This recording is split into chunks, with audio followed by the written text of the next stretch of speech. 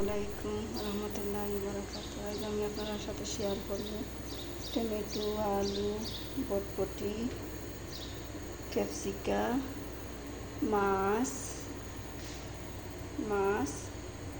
পেঁয়াজ, রসুন, কাঁচামরিচ। আমার সাথে থাকুক আপনারা, আমি কিলা রান্ধি দেখবাই আপনারা।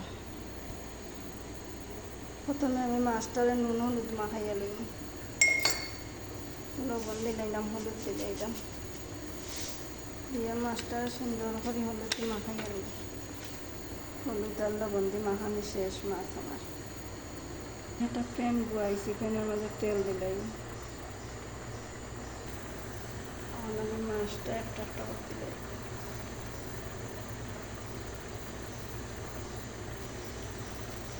আসলে গুয়াই নিলাম, পেঁয়াজটা গরম হয়ে গেলে আমি তেল দিলাম, গরম হয়ে গেছে আমি তেল দিলাম। এটা এই যে মশলা পেয়েছিলাম, পেঁয়াজ, রসুন, কাঁচামরিচ সব আমি একসাথে দিলাম,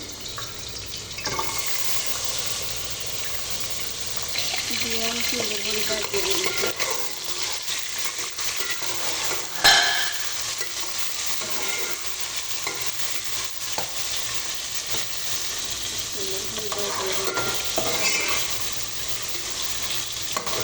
মাছটাও বাজিয়ে বাটবো, একটু বাটটাও আমি মাছটা উঠে গেল।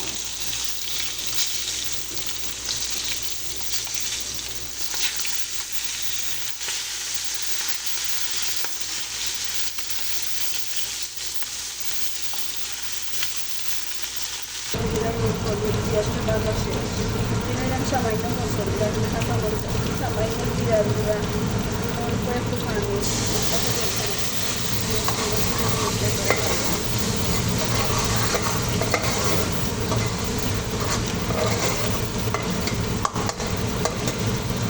দিলাম লবণ। মশলাটা মশলা দুটো তরকারিটা খাইতে ভালো লাগলো, কম মশলায় তরকারি ভালো। খাইতে সবজিও ধরেছিলাম, খাটিয়াও সবজিও সারা দিলাম একসাথে। আর খান কোথায়, আমি টমেটো একসাথে দিতাম না, বাদে তরকারিটা হিসতো না, আলু আর বটবটিটা হিসতো না, একসাথে দিতে টমেটো দেখলাম। টমেটো তো টেংরা, একটু পরে দিব টমেটো আমি আগে তাহলে মতো দিছি। তরকারি সব দিলাই,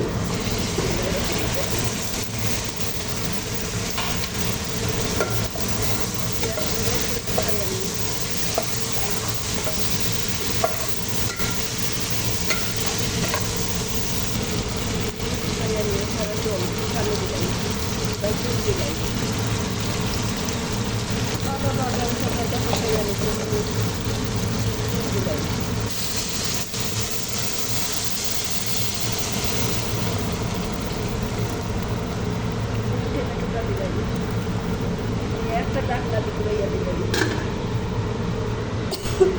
আর দিয়েছে বাটলা লাগাই। পরে আমি মাছ যে বাজিয়ে দিয়েছি, মাছগুলো দিলাই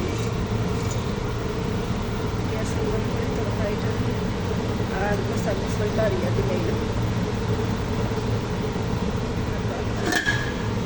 আমি তরকারিটা দেখো হয়ে গেছে, ইনশাল্লাহ হয়ে গেছে তরকারিটা।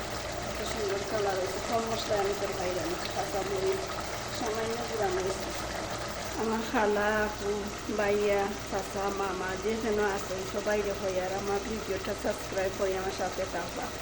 আর আপনারা এখনও আমার সাপোর্ট করলাম, খুব কষ্ট করে ভিডিও বানাই না, আমি এখন প্রবাসী।